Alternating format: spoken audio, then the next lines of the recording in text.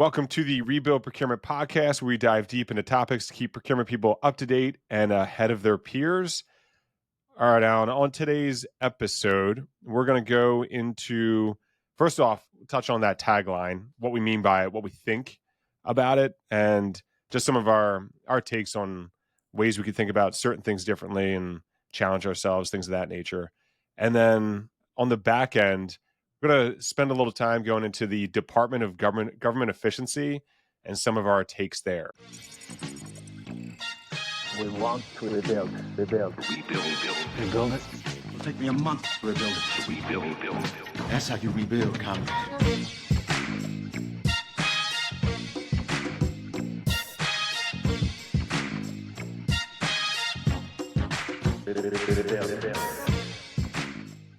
I'm Tom Finn, bringing 15 years on the client side procurement, finance, and category management experience in large and small cap orgs. And I'm Alan Vico, procurement geek on the sell side of the Cancun Street this week. And I've assembled a team of superhuman procurement professionals doing managed services at a little company we call Summit. Yeah, Alan doing this episode from a hammock, if you're not watching. Just kidding. Yes, this is an AI-generated version of myself. I'm over there sipping a pina colada right now. Man, those backgrounds get good. Yeah. Really good. Yeah. These models are awesome. Yeah. So I thought I'd just to prove that I'm in Mexico, this is the one thing I'm going to have to declare when I come back into Pittsburgh, a little tajin, some little spicy salts. Never had it. In polvo. Yes, this is salt, pepper, and tajin in Mexico. So taking that home with me. Okay. So that's actually like you add that to the top of stuff? Yes. It's like a hot sauce type thing? Okay. It's kind of like I thought it was a juice. Like a little chili pepper spicing, like you put on like salt and pepper. Oh, sounds good to me. Yeah, I gotta, when I make did you go to the local streets there, Alan, to pick that one up? Yeah, I did. Just down the road, there's a little market. I grabbed that. I'm sure I could get it in Pittsburgh, probably the same exact thing. But, you got to take home something real. No, it does matter more. Bringing something home, I've definitely bought something from where you're at too, and you bring it back, you're like, oh, actually, the local supermarket has this, but it feels different. It tastes different. It tastes completely different. And I could have used you at dinner last night, Tom, because we had 4 or 5 Brazilians. Couldn't really engage too much with the Spanish speakers, and certainly couldn't engage too much with the English speakers. I was like, "Where's Tom when I need him? He could come here and translate. Oh man, he could entertain these clients." Yeah, yeah, for sure. Brazilians, my people. But it's interesting just from a language perspective. Totally taking a detour here, but Brazilians generally can understand Spanish speakers, but Spanish speakers have no idea what Brazilians are saying. So. It's just, generally speaking, Brazilians don't, the way I explain Portuguese is Brazilians, they sing, but they sing more than they speak. So they don't really pause. Whereas especially like Mexican Spanish and like Argentinian Spanish, which I just know better. They have periods like Americans, but yeah, Brazilians, if any Brazilian is listening to this, you sing versus speak, or at least that's what everyone hears. That's awesome. So just to the, not that this helped with that, but the tagline of smarter than your peers. Well, they now know how Brazilians sing, right? This is all a part of it, because you're going to have suppliers, you're going to have stakeholders in Brazil. You got to know these things. You just added something to your repertoire that you can use the next conference call you have with South America. If I'm talking, I could speak very highly of Brazil, so I can give good pieces of the culture and the and even industry down there, things I didn't understand before learning much more closely. But for a later conversation. Our tagline. So what we came up with was smarter than your peers, and I think that encompasses a lot of what we're trying to be for ourselves, and then what we hope through doing that for ourselves, that we bring some value to folks here, help them stay ahead of certain trends, things just generally happening in the industry, and then also, again, learn ourselves. But what is your take, Alan? I mean, we came up with this one together on the smarter than your peers. Yeah, I would say it's less of I was at least thinking of it less as a competitive sort of a tagline, less of a competitive sort of notion, like beat your peers. I still lean into the competition a bit. Okay, all right. But I'll Philly, take, yeah. That's the Philly side. We didn't align on the Pittsburgh behind it. side of the state, yeah. So the whole notion really is, I think of this as almost like, you know how our lawyer friends, they've got their CLEs, continuing legal education. These are CPEs. These are continuing procurement education. So this really is meant to help you with a broad set of skills that make you more successful in your procurement function. What we do in procurement is so tough. It's not just about analytics. It's not just about putting together nicely worded and complete RFPs. It really is a human endeavor. It's about interacting with stakeholders. It's about interacting with suppliers. It's about understanding motivations of human beings. It's a ton of things, which makes this thing that we're doing here in the podcast super rich. I think we can go so many different ways with it. And I think we already have to a certain extent, and we will just continue to do that because there's so many different things that could make you better, smarter than your peers. And that's what we're after. Yeah. And I think when my mind goes to the competition, it's not necessarily a competition with other people for me, even though it says smarter than your peers, but it is almost an internal competition for myself. It's just always like the progression is what happiness is. Or the idea of progress is what leads to happiness. I think there's like some challenges that can be made to that. But like generally speaking, that's pretty a decent way to think about the upward mobility, and also from a income perspective, from a knowledge perspective, from just doing things new perspective. Yeah. And for Alan, for you and I mean, this podcast alone coming into this, I think is something like audio. No idea, right? I'm on my other computer here. I have wired headphones, right? I mean, this is a different. There's a lot of research that went into just getting this mic and the different things that we have, just to feel comfortable starting. So I think putting like a challenge to folks as we continue on this path is like, how can they do those things differently, challenge themselves within their current role, outside of their current role? Because a lot of we'll go on a lot of tangents, and generally what leads to progress is taking ideas from different places and being able to put them into your own situation, because a lot of other people aren't doing that, right? You can get, I don't know, if you enjoy science and you enjoy these other things, you bring that in, AI, you bring that in early, and you make connections that other folks aren't seeing, that then puts you way ahead of the pack.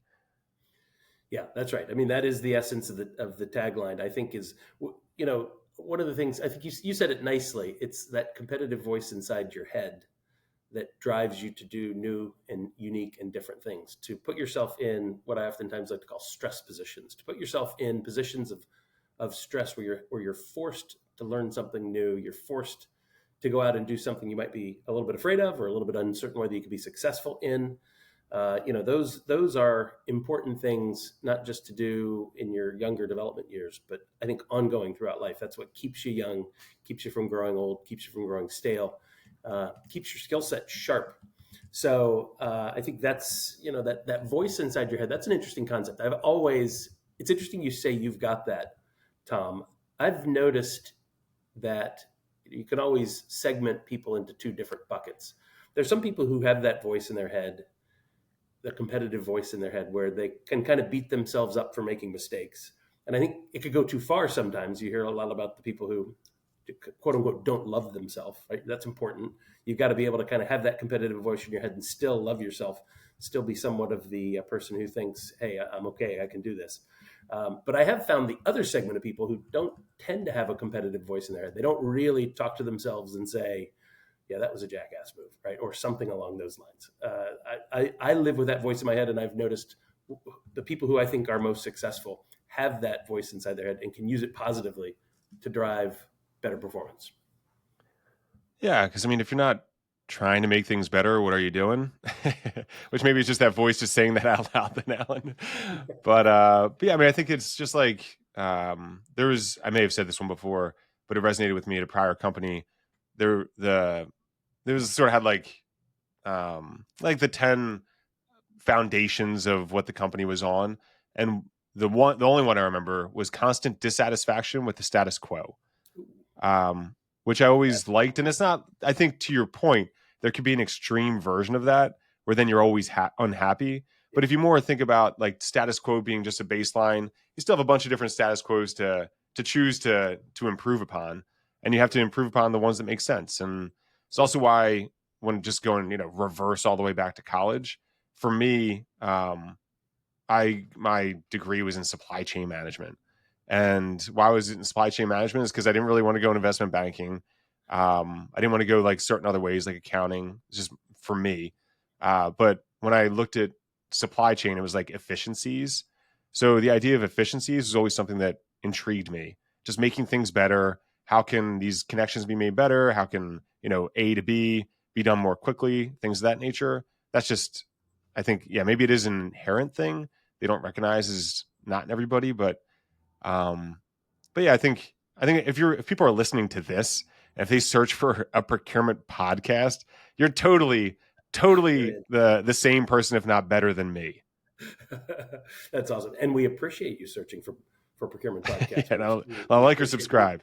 We appreciate you. That's like subscribe. Now be smart like that. Like or subscribe, like I do with my podcasts and videos. Well, so if I could speak, so you went back to college. If I could speak about the guy who's in his mid-50s and who's seen a whole bunch of things, I think equally important to that notion of never being comfortable with the status quo, always looking for continuous improvement, an equally important virtue to carry along with that is patience. Patience is a virtue. Patience. Life is long, and you have enough time to do most of the things that are really important and that you really want to do. That's definitely one of my learnings. And I would say this podcast, you talked about how this podcast was a good challenge for you to kind of put yourself out there, Tom, and kind of solve some things to get this off the ground. It was you sent me a little 5-minute video pitch saying we should do this podcast. And I'd been thinking about doing a podcast for 10 or 12 years, but patience is required because it didn't fit in with where I was 10 or 12 years ago. And look, lo and behold, patience is rewarded. This sort of thing comes up. We make some time for it. We solve the problems. We get through it. I think we're just at we're like step 2 of 10, as smart people say. It's going to get a lot better. We're going to learn a lot more from it.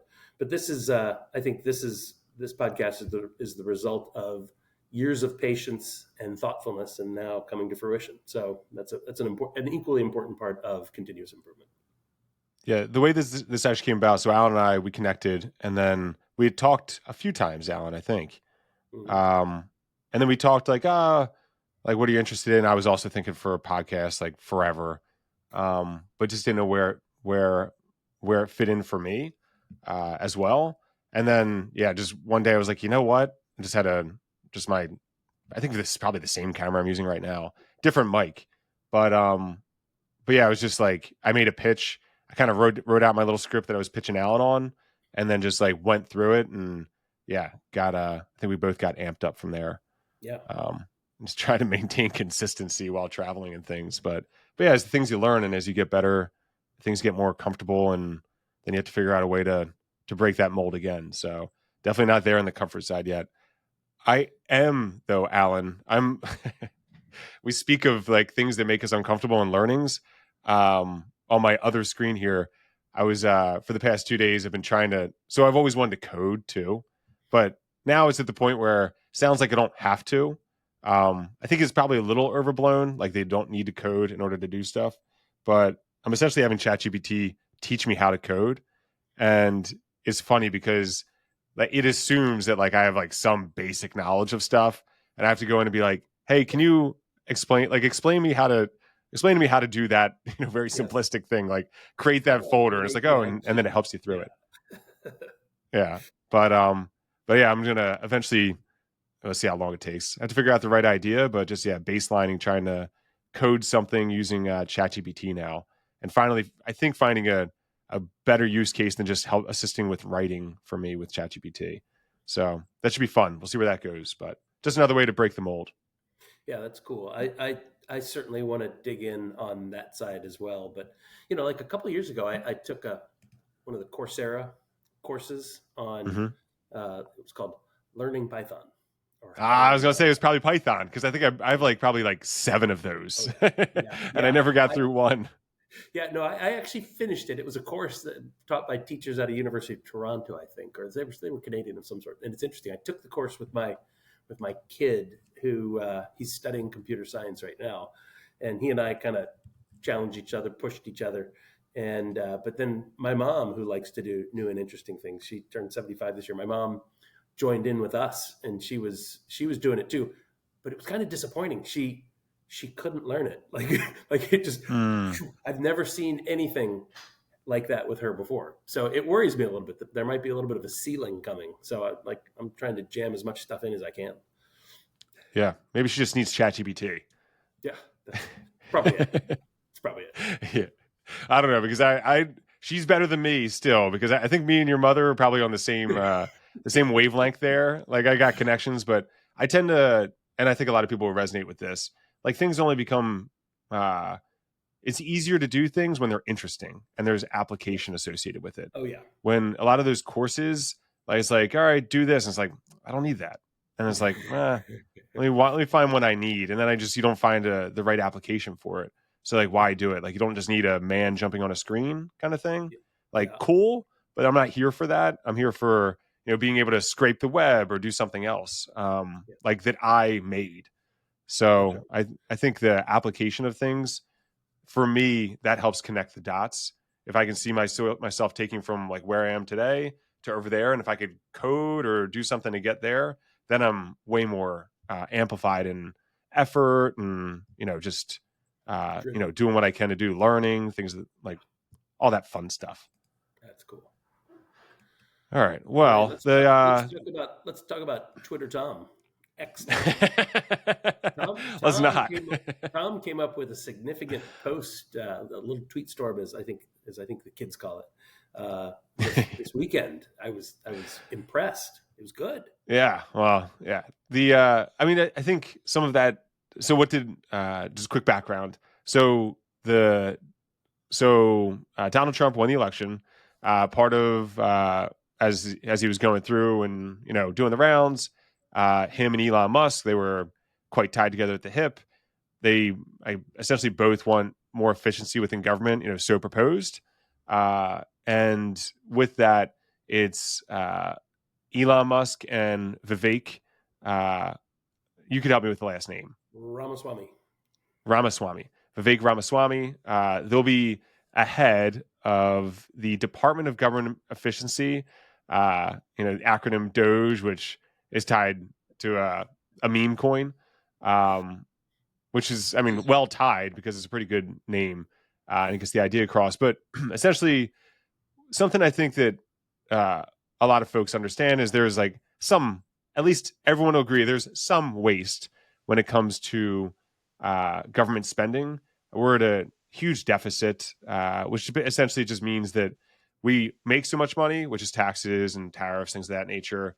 Then we spend so much money, and when we overspend ourselves by like 40% or some crazy number, like 20 to 40%, it's like $1.8 trillion deficit, and we make like 5 trillion something. I don't know, 3 to 5. So I'm getting my numbers mixed up, but yeah, deficit is what happens in the year. So that's that's basically revenues minus costs, and if costs are bigger than revenues, you run negative. That's a deficit, and then the accumulation of that, the additive year over year deficits give us debt, right? Yeah. And which means if you keep running $1.8 trillion this year, let's just say it's 1.5, next year's 1.5. Now you have 3, but we already have a lot of historical debt too.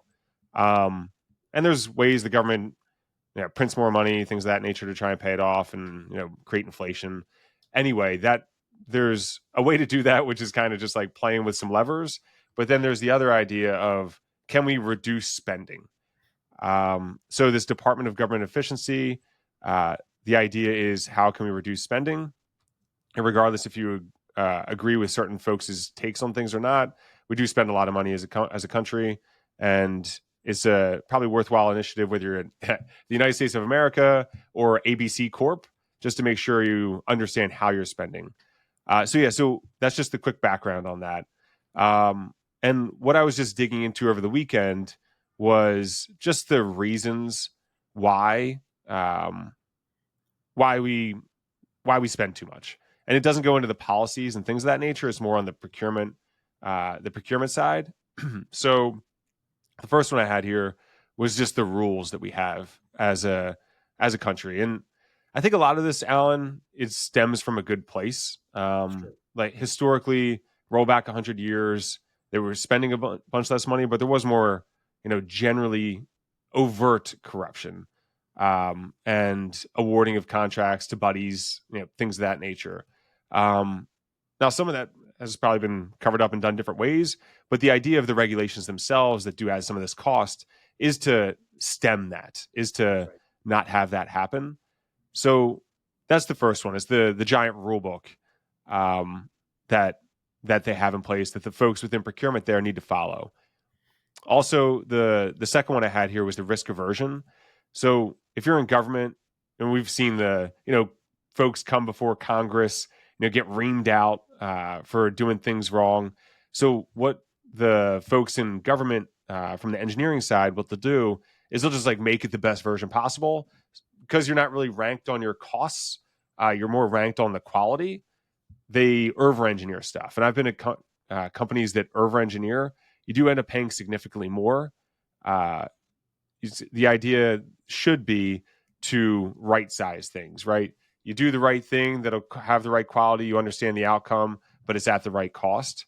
And really, the quality is the heavy lean on these things.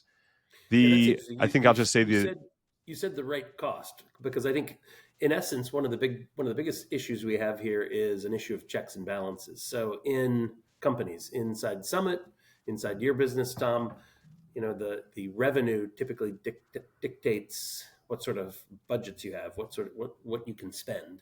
And that's a pretty tight cycle that says, okay, what are our forecasts next year for our revenue? What do we want to therefore spend on product, spend on R&D, spend on future development, spend on growth? And then, what does that leave over for shareholders, owners, as a reasonable profit for the money they've put into the business? That's a pretty good check and balance.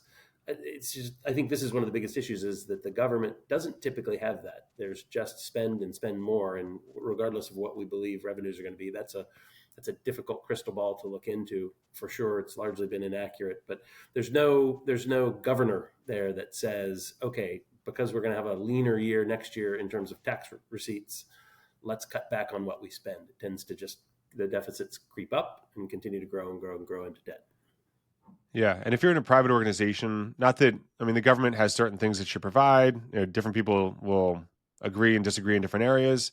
But when you're in a private company, you're ROI driven, right? So if you're going to invest, say, $1 billion, $1 million, $100,000, even like at $100,000, folks in organizations need to present stuff up and say, all right, am I going to get like $200,000 for that 100K? Am I going to get 50 for that 100K?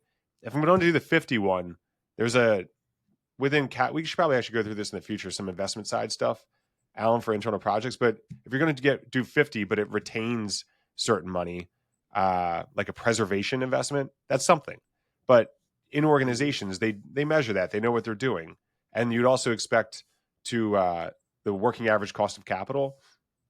There's your money is worth something to put elsewhere, just into the T-bills at 5%. You want to make sure you beat that. So there's internal within companies, there's these conversations that the finance org, hopefully procurement, the engineering project folks, CFO, everyone's talking about. And those conversations, they get muddled with the government being so large and having this essentially unlimited checking account that they continue to tap into. All right. And then I'll speak to these last ones here, Alan. The lack of price competition. Okay. There's I thought about more of this bid protest culture, because it's government funds. Folks can protest whether or not, or if you're in a private org, you can't necessarily just be like, hey guys, this is my money. But when you're like the Amazon, Microsoft one came to mind. I think a lot of people remember that, where Microsoft got awarded a cloud contract. Amazon said unfair. SpaceX did the same thing, right? I think versus Boeing. Yep. They brought some version of litigation and protest. So that does happen. That matters. The set asides for small business. We'll just put a pin in that one out. I think you have a take on that. And then I just had some examples on the back end, but really, there's just a bunch of different ways to make efficiencies happen that seem pretty low hanging fruit. But on the SBA side of stuff, the SMB, whatever you want to call that, I think you had some experience in that. Yeah. So the last company that I worked for, we were owned by a diverse owner. He was half Chinese, and that kind of allowed us to apply to the SBA, the Small Business Administration, for a special designation called 8A. Like as in with many of these acronyms or many of these kind of numbered sorts of things, like 401k, those numbers speak to a certain clause and a subclause in some bill. So 8A was a bill that was passed by Congress, probably, I'm guessing 25 years ago, that basically said, if you're a diverse supplier, we will set aside business for you that only diverse suppliers can bid on, therefore trying to increase the number of small businesses, the number of diverse businesses that are represented inside the federal government. So idea there, though, Alan, great idea, yeah. Right? I mean, I'd expect the intent there, great intent. Yes. Yeah. As with most things, it's good intentions, but poorly or difficult to implement, poorly implemented. So our experience was it took us the better part of a year to run the gauntlet to get through the Small Business Administration's certification requirements, and not insignificant money. It was on the order of like $50,000 and a year, and we're a small business. So we were putting time into this. Once we received that designation, we spent the better part. Was that hours? Would you say that's hours, Alan, or do you have to actually like pay money to get? Was like pay to play kind of thing? Cash, yeah. It was cash to lawyers to structure the business in such a way, and to satisfy certain requirements of the SBA, so that we could be accepted into this 8A program. Mm-hmm. So that's that plus hours associated with it. That plus hours, yes, $50,000 plus hours, $50,000 plus hours. Yeah, and once we were in the program, I will say that it's a big program. It's well funded, and I think we were fairly sophisticated. We were a fairly sophisticated business, although small. And what the program was really targeting to do was to take unsophisticated small businesses and help them really figure out how to put the fundamentals of business together so they could be a bigger business. So I applaud the program in that regard. Again, great intentions. But we spent the better part of 2 years, and this was mostly just hours, lots of time. Although we went to lots of conferences trying to meet the right buyers, contract managers who would award contracts. And in theory, they said you just have to keep plugging away. But after 2 years, we kind of said, "Oof, yeah, can't do this anymore. It's just too much time." And I think that it's just a whole different culture. I've spent 30 years of my career in client service, in the sales side of client service. So really learning how to respond to RFPs and how to present the business and how to sell. And it is men are from Mars, women are from Venus sort of situation. The commercial, private commercial sales it's a different language from public government sales. And I think 2 years is not enough to learn it. You must need to spend 5 or 10 years. And I think at the 2 year mark, we just threw in the towel and said, we can't do this. It's unsustainable for our business. Yeah. And the structure of like how it is, even for a lot of, I have a decent number of engineering friends. I'm not an engineer, but I just hang around a bunch of them. So maybe that's why I like the coding side of things. Maybe I just missed my calling. But the way that a lot of those bids get put together is like you got to partner with another big guy, right? And then you hang around with that big guy. You're like the little minnow on the whale. We did that. We did that. Yeah. So, but it's interesting also, like just how that structure comes into play, right? You got to work together with the one that's kind of already trusted, and then once you build that up, then maybe you get your own smaller version. I could imagine that would take 10 years of just like focus on being that guy. or that person or that company, I should really say, to those bigger companies. And then the government will give you a shot. Yeah, that's it's a tough game. It's tough. It's very tough, and it was opaque enough. We didn't feel like we could really understand the right levers to pull to make it more successful. It was just hard like we could to make it more cost effective for you. All right, Alan, that's the right place to stop. It feels so many different ways we could take it, and I'm sure we'll take it many different ways. But all right, until next time, bye-bye. Thanks for joining us on the Rebuild Procurement Podcast. Like and subscribe on YouTube, Apple, Spotify, or wherever you get your podcasts to stay up to date on the latest procurement content. We want to rebuild. Rebuild it. It'll take me a month to rebuild it. Rebuild. That's how you rebuild, comrade.